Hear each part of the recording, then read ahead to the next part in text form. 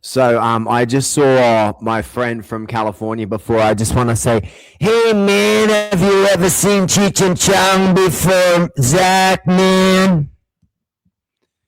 Right, man. Right? Have you ever heard a Californian accent before? Right. So my ex Christine, who is the mother of my son Victor, right? She's Filipina. So Filipinos often have an American sounding accent due to over 40 years of American colonialization from 1898 to 1946, which established English as a primary medium of instruction in the public school system.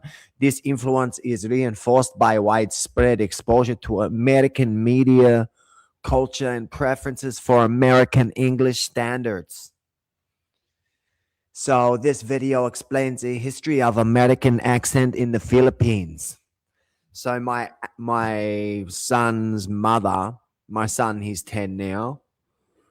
She and I were together we got together into when I got back from Hollywood. Okay.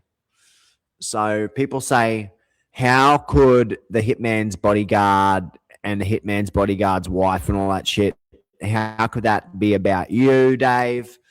You didn't have a Filipino, you didn't have a Latina wife, Dave. I did. Okay. So when I was so what happened was I moved in 2010. I became famous in Cambodia. This is for you, Zach. Okay. I became famous in Cambodia, right? I always had the Canadian family, and my dad is my father was Scottish. So my father, he spoke with a very broad Scottish accent, but beneath it there's some Canadian. Aye.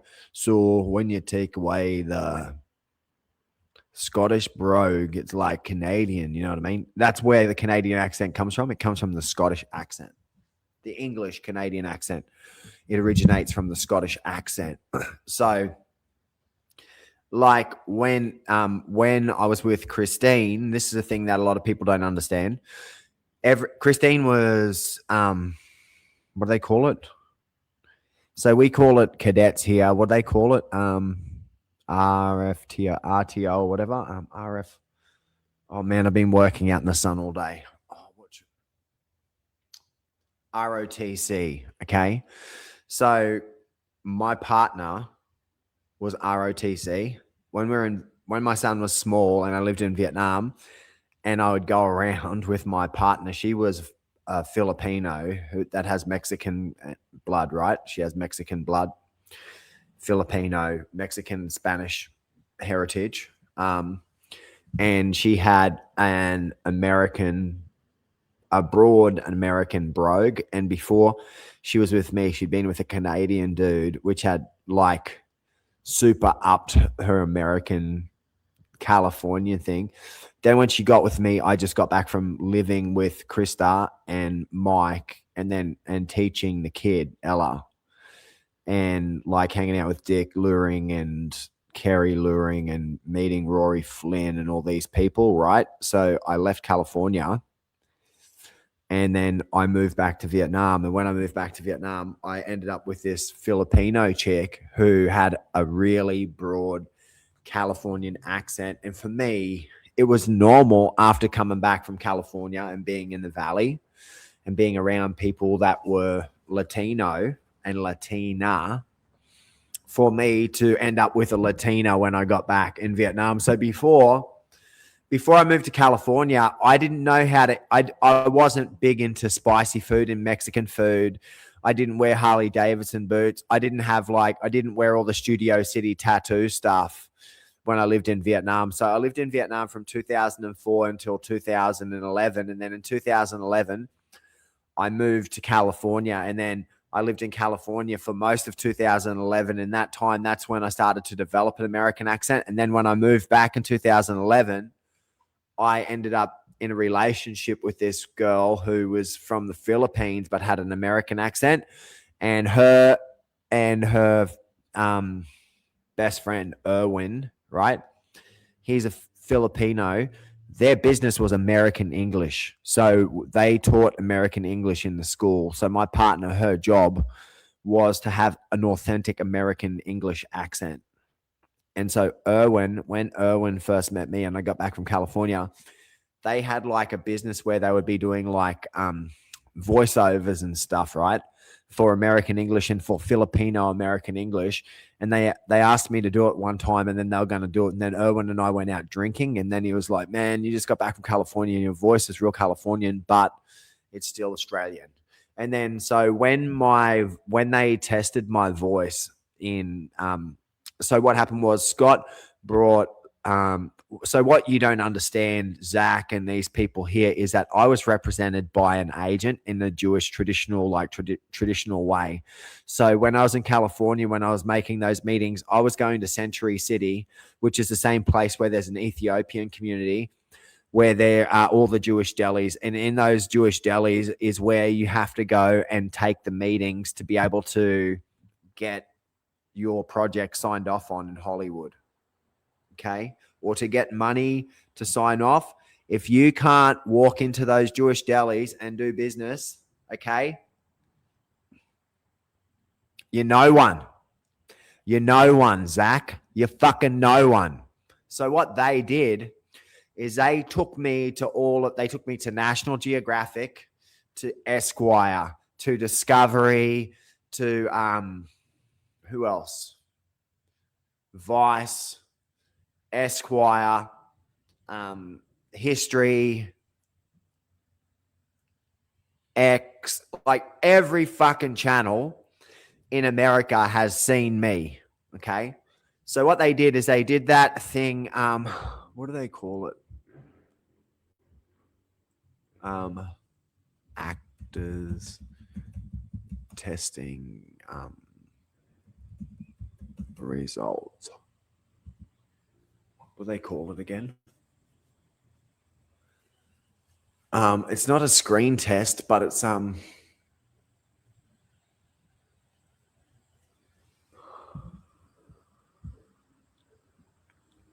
fuck, what do they call it?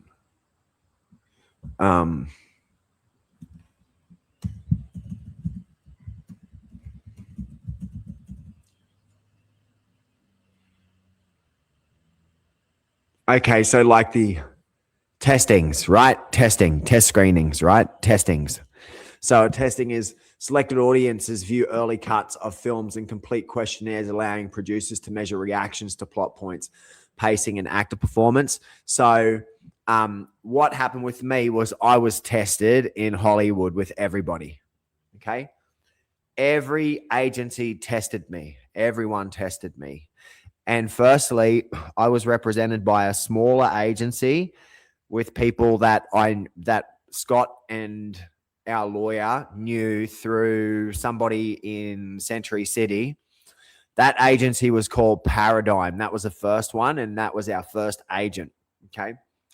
After that, we went to William Morris Endeavor. So if you've seen the show Entourage, that's who we went to. So when they did the testing with me, what they worked out, right, was like, when I started working, when I started doing the TV show, my voice was like more like this and stuff, right? And then what they said was that the test audiences in America had said that, like, they don't fucking like my voice. They were like, if it was more American, if it was more English, right? If it was more like, if there was more of a timbre to it, if there was more complexity to it, like just not enough people can relate to your accent. So when was that? That was 2013. So I was still drinking then. Okay. So 2015 is when I stopped drinking. That's when I did my first ever radio show in Sihanoukville, Radio Sihanoukville. I did a punk rock show where I played American punk. And I also did a ska show where I played international ska. And I started speaking on the radio. I was a little bit too controversial for the time, but that was my first time. Then I could hear my voice for the first time. And then I had to do a whole bunch of voiceovers with Justin, and a lot of them sucked, and I didn't like my voice, and I had to work on it. So when I came back, I had skin cancer and blood poisoning, and I'd been in like fucking like so many documentaries and things, right, and different bits and pieces, right, movies and shit. I came back, and my accent, my voice was all over the place, but I'd been like doing multiple hour. So with English, I was speaking Vietnamese all the time, and I was famous in Vietnamese and famous on social media in Vietnamese. But then at the same time, I was famous like I was doing the DIA thing. So at the DIA thing, I had to go and meet with Eric, my boss, and speak with him for 4 or 5 hours, man. Like, and he's from like, I don't know, like, I'm not going to say where he's from, but a lot of the people that I worked with, they were from like different areas of America, right, with different accents and stuff. Places that have more clear accents and like kind of like desert session accents and stuff, right? Okay. And so I started, and so when I did my first record when I was 21, it was with Mass Giorgini, who's Billy Joe Armstrong's best friend, and Mike Durnt's and Trey and Jason's friend, right? Real good friend, best friend, right? So he came and he produced us. He produced Common Rider before us with his band Common Rider, Screeching Weasel. He's in Squirt Gun, right? He produced us. And then when he was here, he's from Lafayette, Indiana. And then Scott Brantley, my bodyguard, is from Lafayette, Indiana. He's from near Gary, near where Michael Jackson comes from. So Lafayette, Indiana is where Axl Rose comes from. And that's where that's where I did my first album with the people from there. So like Dan Lumley and the other dudes that live in that area were involved in helping us with finishing the album. But Mass came over and recorded the record with us when I was 21, nearly 22. And he was like a famous American punk producer and shit, you know? So like, he was doing stuff when he was here, like speaking in an Australian accent, and we were speaking back to him in the studio in an American accent, and he couldn't tell the difference back then when we were 21. So I'm like, I was the first one to hitch the Australian punk thing onto the American punk thing independently, and I hitched the Redcliffe, Brisbane, Sunny Coast, Queensland thing onto the Midwest, Lafayette, Indiana thing. So, and then my dad, around that, just before that time, my mum and my dad went to America. So my mum used to be a real serious American. She wanted to be like an American cop, like security guard lady and shit, man. She wanted to carry a gun and stuff for years. My mum wanted to be a cop. She was always studying to want to be a cop. Even till like it got too late, she still wanted to fucking do it. But it was because what she saw when she was in America. So my family, like, we really changed after America. And then I was living overseas with my dad for 15 years. My dad was Scottish, and none of the people around me were Australian. So why would you expect my accent to be Australian? It's like when you watch The Insider or whatever, when or you listen to Dave Douglas Stewart, or you listen to the guy that was like Russell Crowe or fucking Mel Gibson or something like that. It's very easy for Australians to develop an American accent. And I'm not trying to sound like I come from wherever you come from, right? I'm part Native Canadian from BC, dude, from British Columbia. My dad grew up in around Degrassi in Toronto. Okay. My dad grew up in Toronto, man. So, and then my partner was from the Philippines, right? So that's where the accent comes from. So it's not weird, and it's not unusual, and it's not unnatural. It's entirely natural. So stop discriminating against my accent, because you're wrong.